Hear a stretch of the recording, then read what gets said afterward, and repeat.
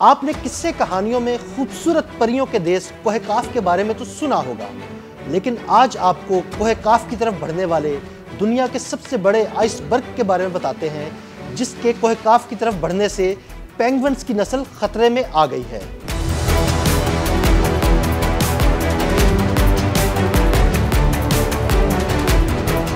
दुनिया का सबसे बड़ा आइसबर्ग, जो बर्फ की एक दीवार जैसा है और जिसका रकबा अमेरिकी रियासत रोड आइलैंड के मसावी है, सुस्त रफ्तारी से तैरता हुआ अंटार्कटिका के उस दूर अफ्तादा जजीरे की तरफ बढ़ रहा है जो लाखों पेंगुइन्स और सील्स का घर है।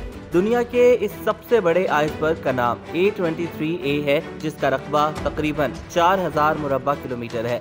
बर्फ की ये तैरती हुई अजीम चट्टान कफकाज यानी कोहकाफ के इलाके में वाक़े एक मुल्क जॉर्जिया की तरफ बढ़ रही है। इसकी रफ्तार तकरीबन 1 मील फी घंटा है। माहिरीन कहते हैं कि आइसबर्ग का रुख उस इलाके की जानिब है जहां लाखों पेंगुइन और सील पाए जाते हैं। माहिरीन का कहना है कि ये वो इलाका है जहां पेंगुइन्स अपने अफजाइश नस्ल और बच्चों की परवरिश के लिए आते हैं। आइसबर्ग के वहां टकराने से सबसे बड़ा नुकसान ये होगा कि पेंगुइन्स की खुराक तक रसाई महदूद हो जाएगी और खुराक की किल्लत से इनके बच्चों की परवरिश मुतासिर होगी और ये बहुत बड़ी तादाद में उनकी हलाकतों का खतरा पैदा हो जाएगा।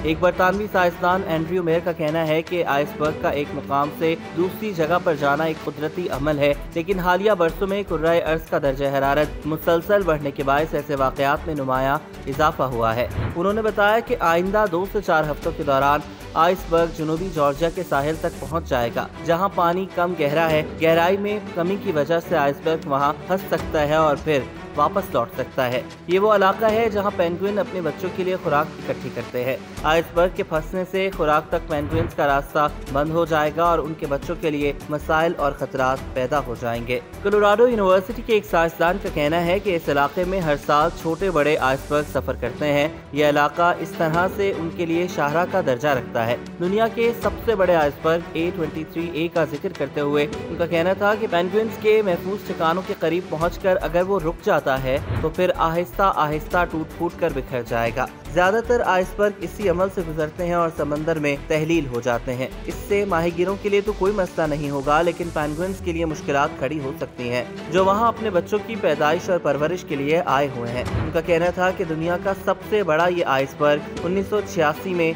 ग्लेशियर से अलग हुआ था, लेकिन इसके गिर्द बर्फानी चट्टानें थीं, जिसमें ये कई अशरों तक फंसा रहा। चट्टानें पिघलने के बाद इसे समंदर में तैरने का मौका मिला है और अब ये पेंगुइन और सील की कदीम पनागाहों की तरफ बढ़ रहा है।